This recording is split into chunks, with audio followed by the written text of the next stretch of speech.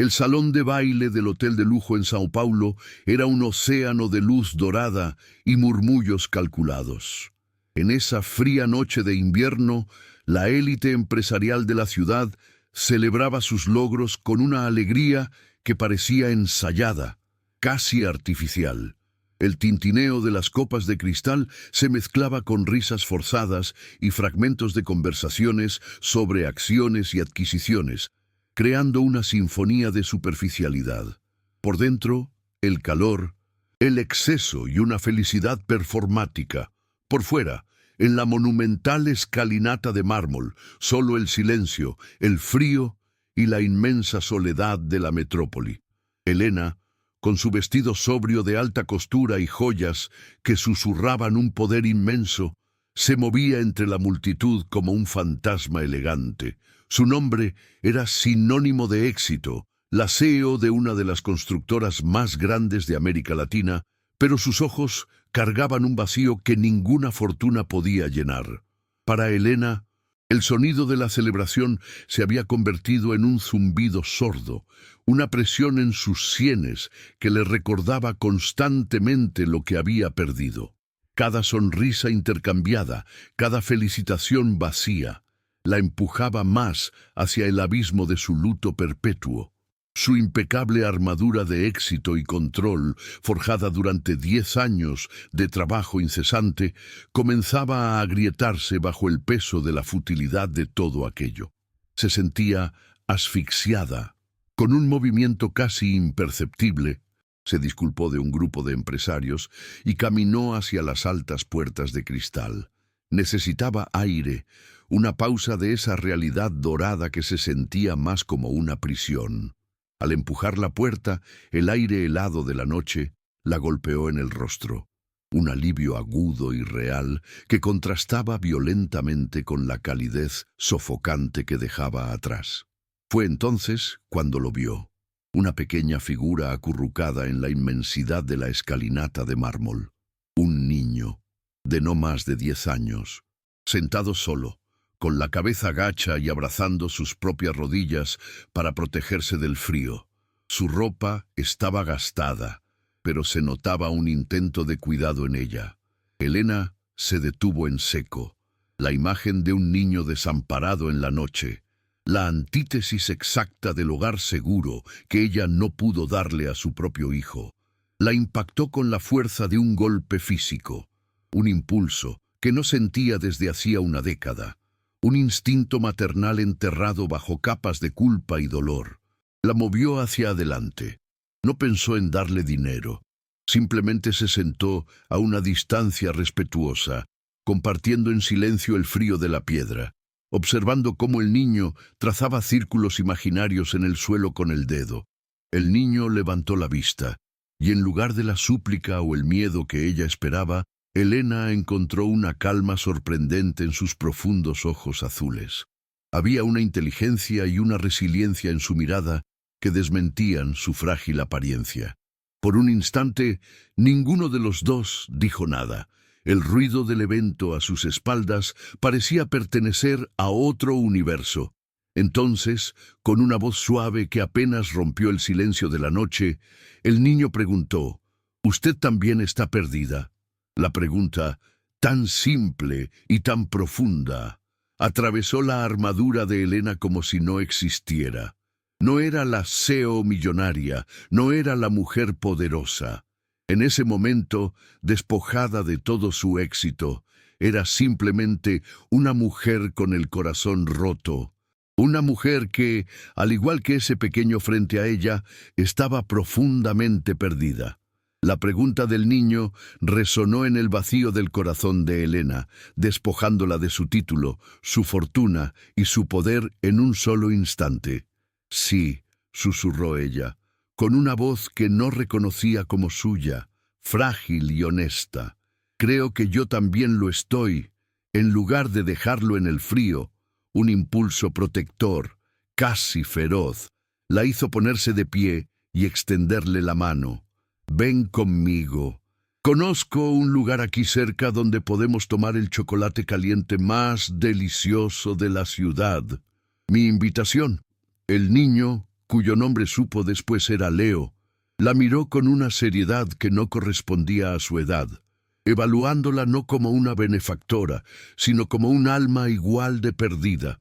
Asintió lentamente y, sin dudarlo, puso su pequeña y fría mano en la de ella, un gesto de confianza tan puro que a Elena le dolió físicamente.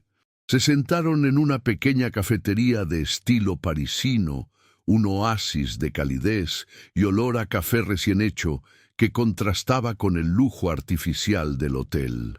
Elena observó a Leo mientras él sostenía la taza de chocolate caliente con ambas manos, absorbiendo su calor como si fuera la primera vez que sentía algo así. No devoró la comida con la desesperación del hambre, sino con un aprecio lento y deliberado que hablaba de una dignidad innata. Hablaron poco al principio, pero las palabras no eran necesarias. Elena vio en él una resiliencia asombrosa, una inteligencia aguda en sus ojos azules que absorbían todo a su alrededor. No era un niño roto por la calle, era un superviviente que se negaba a dejar que el mundo apagara su luz interior, una luz que Elena creía haber perdido para siempre. Con una delicadeza que no sabía que aún poseía, Elena le preguntó por su familia, esperando una historia triste pero familiar. La respuesta de Leo, sin embargo, la desarmó por completo. Encogiéndose de hombros con una naturalidad devastadora, él simplemente dijo: «No me acuerdo de ellos. Desde que tengo memoria, siempre he estado aquí afuera». Esas palabras no fueron una queja, sino una simple declaración de hechos, y fue esa ausencia de autocompasión lo que finalmente rompió el dique de contención que Elena había construido durante 10 años. En ese instante, el recuerdo de su propio hijo, Lucas, no la golpeó con culpa, sino con un propósito abrumador. El instinto maternal que había envenenado con el luto resurgió, no como un fantasma, sino como un león dispuesto a proteger a este cachorro abandonado. La decisión no fue lógica ni racional, fue visceral, una certeza que se apoderó de cada fibra de su ser. Devolver a Leo a la calle no era una opción. Sería como abandonar a su propio hijo por segunda vez. Mientras él terminaba su postre, Elena ya estaba trazando un plan en su mente. No se trataba de caridad. Era una necesidad fundamental, un ancla en la tormenta de su vida. Esa noche, por primera vez, no construiría un edificio de concreto y acero, sino que comenzaría a sentar las bases de un hogar. Salvar a Leo se convirtió en su redención, una forma desesperada y a la vez profundamente sincera de darle a otro niño el amor y la seguridad que el destino le había arrebatado a Lucas, un intento de reescribir el final de su propia tragedia. Al día siguiente, la realidad se impuso con la frialdad de los despachos de abogados. Elena reunió a su equipo legal, hombres acostumbrados a negociar fusiones millonarias, y les expuso su intención de convertirse en la guardiana legal de Leo, con el objetivo final de la adopción. La respuesta fue unánime: escepticismo cortés. Le hablaron de la burocracia interminable, de la falta de historial del niño, de las investigaciones exhaustivas del Consejo Tutelar que hurgarían en su pasado y en su vida personal. «Será una batalla cuesta arriba, Elena», le advirtió su abogado principal. «El sistema no está diseñado para estos gestos impulsivos». Pero para Elena no era un impulso. Era la única decisión que había tenido sentido en una década, y estaba dispuesta a usar cada gramo de su poder y su fortuna para derribar cada muro burocrático.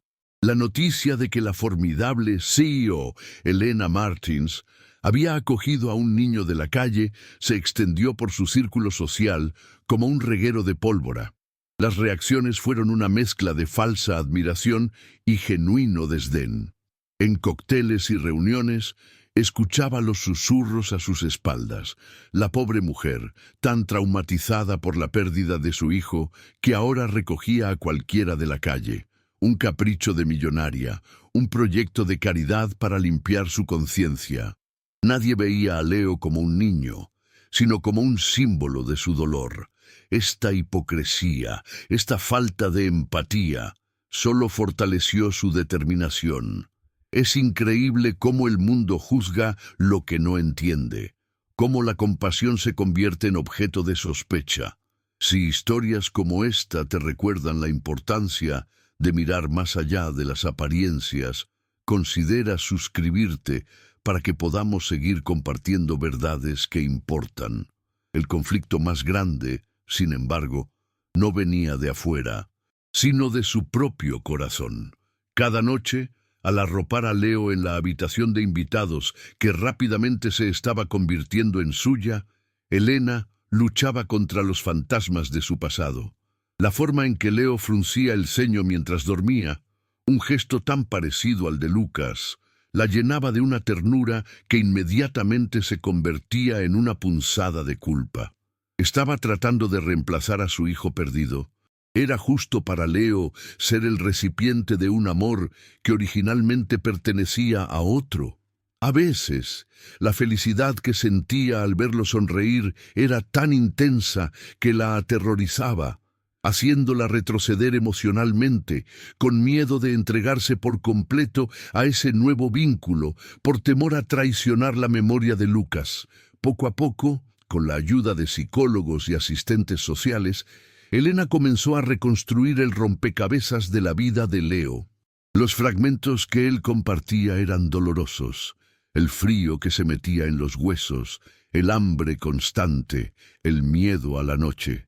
Se enteró de que vivía con un grupo de otros niños, todos bajo el control de un hombre llamado el Sombra, un explotador que los obligaba a mendigar y se quedaba con la mayor parte de sus ganancias.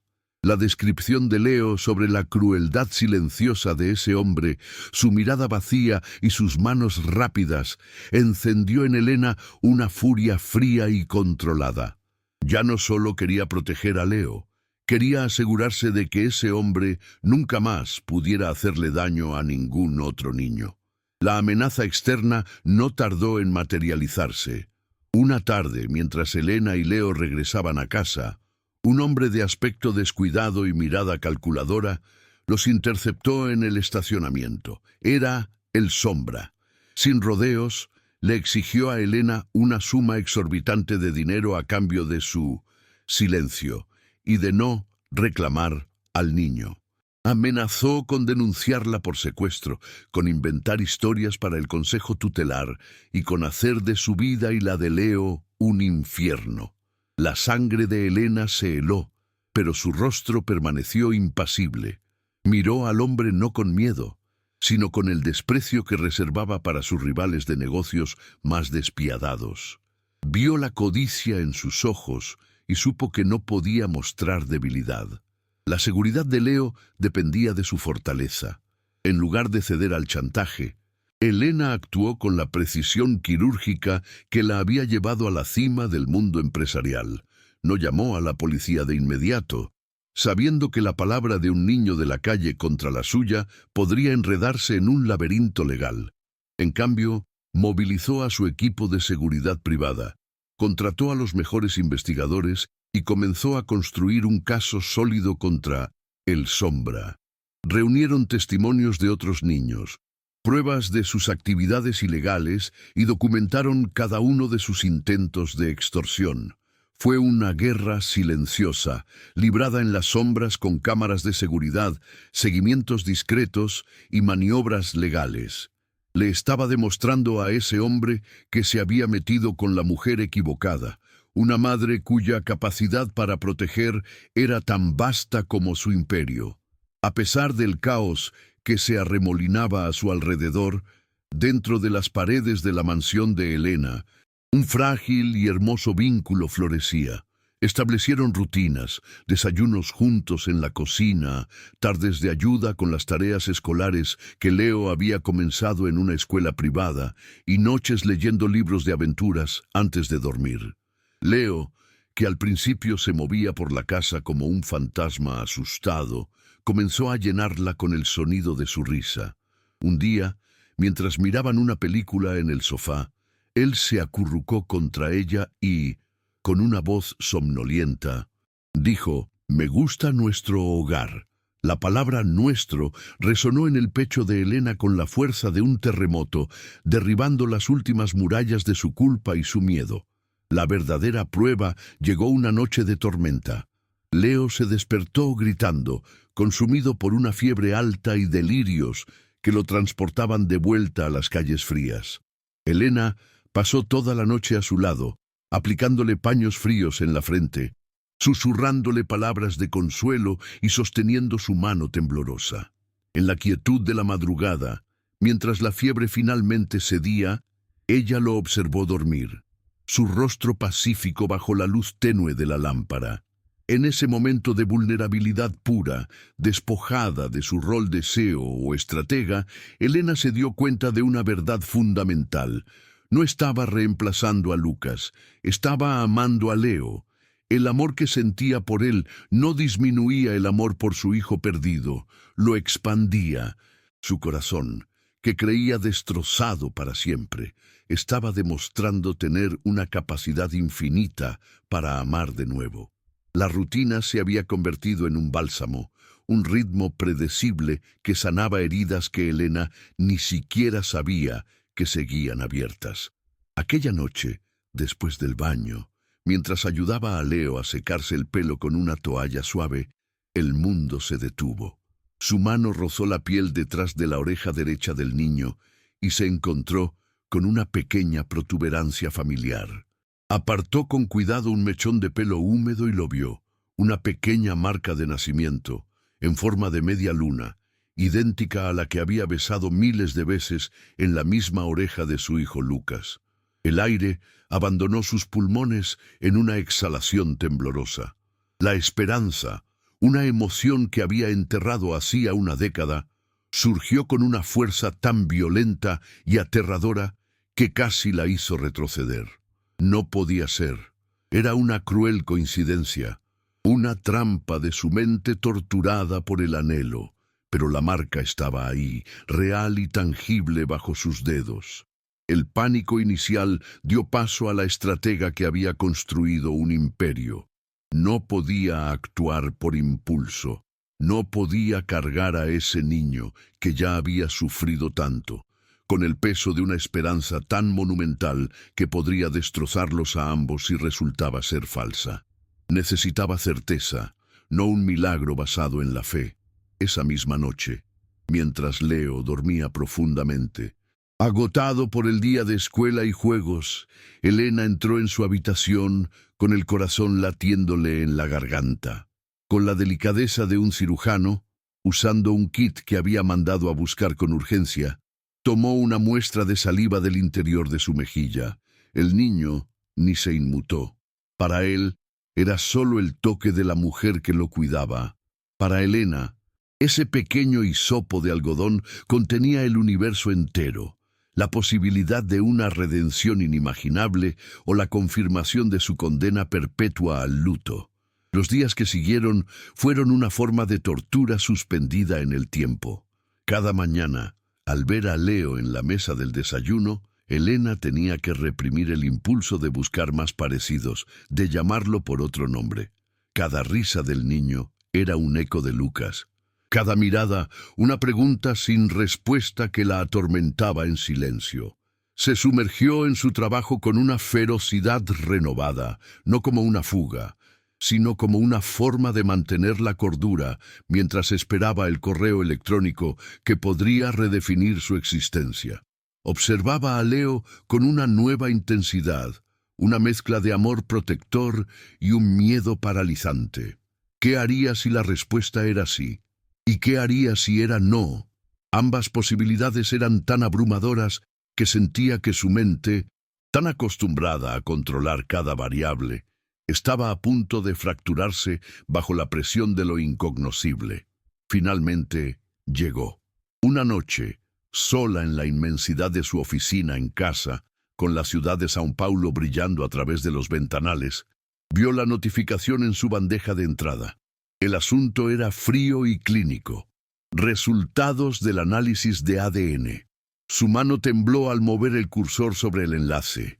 Por un largo minuto, solo pudo mirar la pantalla, respirando superficialmente. Era el momento de la verdad.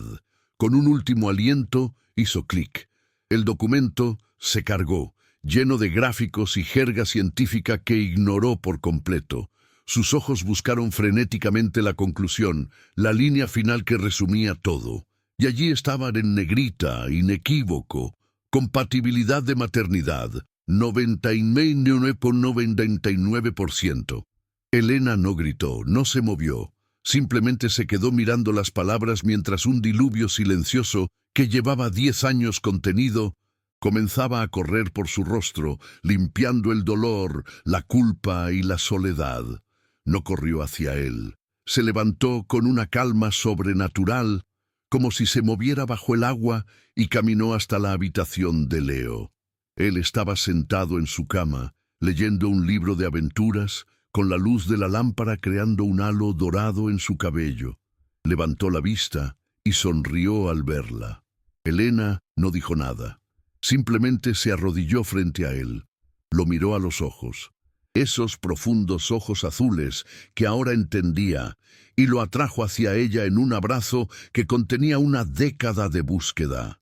Leo, sorprendido al principio por la intensidad del gesto, sintió los temblores del cuerpo de Elena y la humedad de sus lágrimas en su hombro. Instintivamente la abrazó de vuelta con sus pequeños brazos rodeando su cuello. No era el abrazo de una salvadora a un niño rescatado, sino el de una madre que, contra toda lógica y esperanza, finalmente había encontrado el camino de regreso a casa. Con la misma precisión metódica con la que había construido su imperio, Elena desmanteló la pesadilla. El proceso de adopción se transformó en un trámite de restitución de identidad, un acto legal que se sentía más sagrado que cualquier contrato millonario que hubiera firmado. Las pruebas contra el Sombra fueron entregadas a las autoridades de forma anónima y contundente, resultando en su arresto y el desmantelamiento de su red de explotación sin que el nombre de Elena o Lucas apareciera jamás en los titulares. No hubo conferencias de prensa ni declaraciones públicas. La victoria de Elena no fue un estruendo de venganza, sino el silencio profundo y sanador de un rompecabezas que, después de 10 años de piezas faltantes, por fin estaba completo. La justicia, para ella, no era un trofeo que exhibir, sino la paz de poder cerrar la puerta de su casa y saber que su hijo, su Lucas, estaba a salvo en su habitación. La vida de Elena se reconfiguró por completo, no por obligación, sino por un anhelo que había ignorado durante demasiado tiempo. Vendió una parte mayoritaria de su constructora, cediendo el control diario a su equipo de confianza, y su agenda, antes repleta de reuniones con inversores y viajes internacionales, ahora se llenaba con las cosas verdaderamente importantes: las terapias de Lucas para procesar el trauma, las tardes ayudándolo a ponerse al día con los estudios, las noches redescubriendo juntos las películas de superhéroes que él se había perdido. La mansión, que durante una década había sido un mausoleo de lujo y soledad, comenzó a llenarse de vida. El eco de sus pasos fue reemplazado por el sonido de la risa de un adolescente y el olor de las galletas horneándose en la cocina. Elena no estaba sacrificando su carrera, estaba reclamando su vida. El dolor, una vez transformado en propósito, se convirtió en un poderoso catalizador para el cambio.